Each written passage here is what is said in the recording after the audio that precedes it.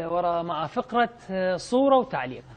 ويلي هذا العلم العراقي ماذا يعني إلى باسم؟ العلم العراقي يعني هو أهلي بصراحة، هو وطني، هو كل ما أملك.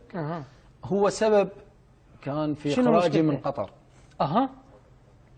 يمكن أنا تكلمت بهذا الموضوع لكن ما صار بي صدى إعلامي قوي بصراحة. احنا نسوي له صدى في البرنامج. الله يسلمك. طبعا راح هواي ناس تضوج مني يمكن إذا أتكلم بهذا الشيء. أتكلم باسم. الجمهور صار ذكي. وبالمناسبة اتصل علي شخص من الأشخاص من قطر قال لي تتكلم بهذا الموضوع عراقي. زين. يسبب لك مشاكل في دولة الخليج كلها. من الممكن انه ما تدخل كل دولة خليجية. الله. والله. فقلت لا عاد مو مشكلة. يلا نسمع. خذنا كانت مباراتنا ضد الغرافة، مصال والغرافة، فاخذنا بوقتها الكاس فتوجنا بالكاس، فصعدنا تعرف كل واحد يحب وطنه انه من المحترفين، قدام برازيل اخذ العلم برازيل وصعد لي. بالفعل. فانا كعلم عراقي من الدول الجمهور اللي متواجدين جالي اخذت العلم خليته على كتفي وصعدت. زين. فبصراحة شفت انه مقاومة من اثنين اشخاص لابسين عقل عدم صعودي بالعلم الا الامير.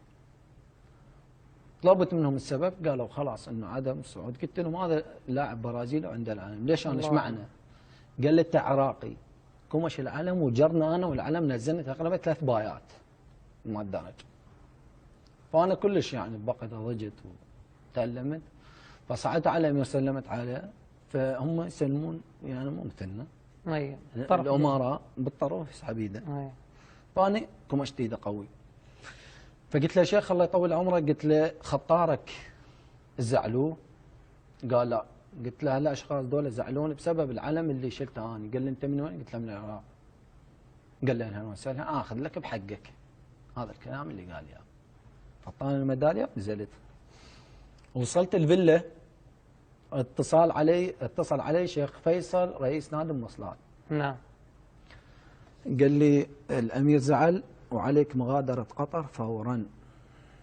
قلت له السبب؟ قال لي انا مدير العلم ومشتكي انت وكذا. قلت له صح لي الشرف. قال له خلاص غادر. قلت له يمك 300,000 دولار تنطيني اياها وغادر. قال لي مالك حق يمي. سد التليفون وبجي. وبصراحه انا بعد لميت اراضي وامور. طبعا بالمناسبه تكلمت مع رئيس الاتحاد كان بوقت حسين سعيد بهذا الموضوع وقال لي لا تتكلم به اطلاقا، يعني ما اريد انه احد يعرف به. فاخذت الاغراض مالتي وشحنتها في سياره الاردن. والله هذا وسام على صدرك، يعني ولو انت تتحدث هذا وسام على صدرك. دقوا له منح سنه كامله، اكثر من سنه هو. بس كانت اكو مشاركه اسيويه ومشاركه وتصفيات كاس العالم بوقتها، فانه ممنوع انه لاعب انه يندق له منع او كذا هيك يعني هي شيء. فبقيت تقريبا من حدود 4 ايام الى 5 ايام في الاردن.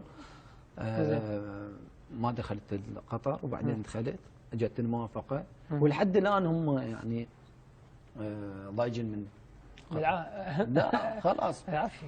هدى علم عراقي يسودني وما بيه. طبعا الناس لامتني انه ليش ايش سويت؟ سالت وقت علم لغولك عقدك والمفروض انه تستمر معاه وما. فابو علي قلت له انت مو عراقي.